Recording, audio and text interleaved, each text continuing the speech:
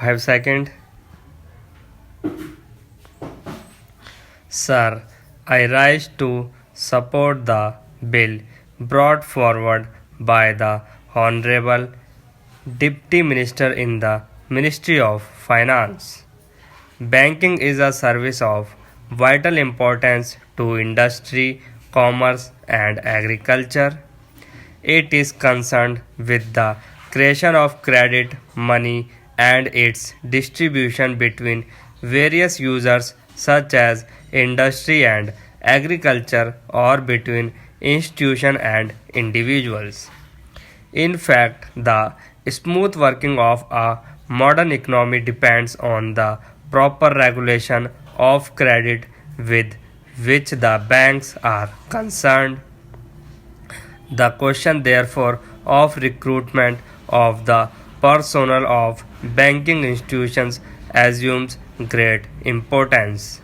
The Banking Commission has recommended the establishment of such a commission in its report in 1972. In fact, government have been rather late in bringing forward this very important and necessary piece of legislation. Before nationalization, some of the big commercial banks had made some arrangements of their own for recruitment of their staff.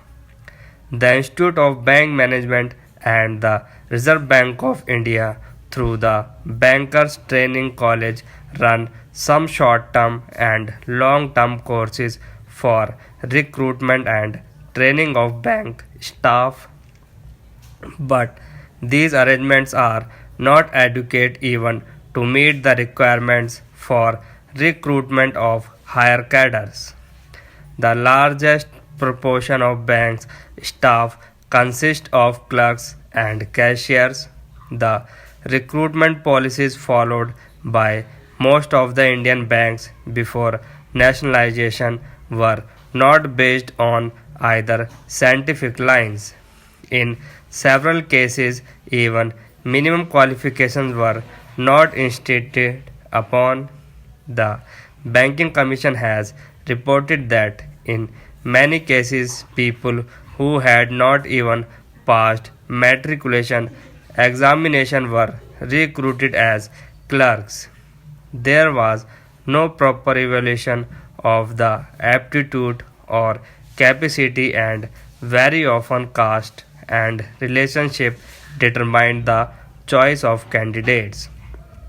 Lack of training facility, however, aggravated the problem, and banks found themselves with staff which had neither aptitude nor ability to carry out the jobs assigned to them. The bill, therefore, is welcome. It seeks to provide for proper methods of selection for recruitment.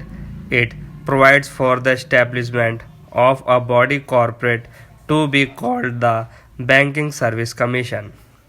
It shall be the duty of the Commission to hold competitive examinations to recruit people for clerical and allied cadres, junior officers, cadre, and such other officers cadre as the central government may by notification specify.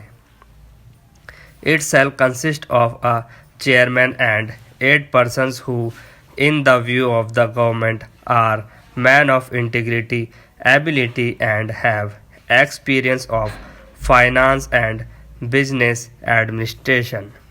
The bill attaches great importance to selection of people for the clerical cadre because the clerical staff constitute the largest proportion of the total manpower, and it is they who give the banking service to the people. Rapid expansion of banking ensures further that many of them will soon get promotion to the officers cadre. It has been estimated that every clerk can hope to reach the officers cadre in 10 or 12 years' time. Every clerk is therefore a potential officer. But to be effective, recruitment should attempt to attract appropriate skills and attitude, and search for suitable talent should not be restricted to the first point of entry in the bank at the clerical level. It should also be extended to attract sufficient number of persons who possess executive skill. With the function enlargement of the banks, they require the service of experts such as agricultural scientists and those who are experts in engineering. Recruitment of such personnel should also be considered by the Banking Commission. A provision in the bill enables the government to increase the proportion of such junior staff from 25% to 33%. In my view, it is a welcome provision. There is a provision that a certain percentage shall be reserved for scheduled castes and scheduled tribes. This percentage has to be determined according to the general principles and also the requirements of the bank. One provision says that the commission will have certain advisory functions. It is an important provision. We know how in government service very difficult problems of promotion and seniority arise. It is better that they are solved by a third body rather than the superior officers who have sometimes prejudice against people working under them. I hope this provision will be used for that purpose. I will not take more time of the house by all the delegating details of the bill. I hope the honorable members will accept the basic idea behind the bill. The establishment of a commission on the lines envisaged will impart objectivity and impartiality in the recruitment procedures of the banks by prescribing uniform qualifications and eligibility standards applicable in all public sector banks, and thereby help to tap the right type of persons for the banking industry. Finally, there is a last clause which says that the government may extend the provisions of this bill to other banks. If the Banking Service Commission could cover the recruitment of other commercial bank also, so much the better. We will have uniform standards for recruitment of personnel in all the banks.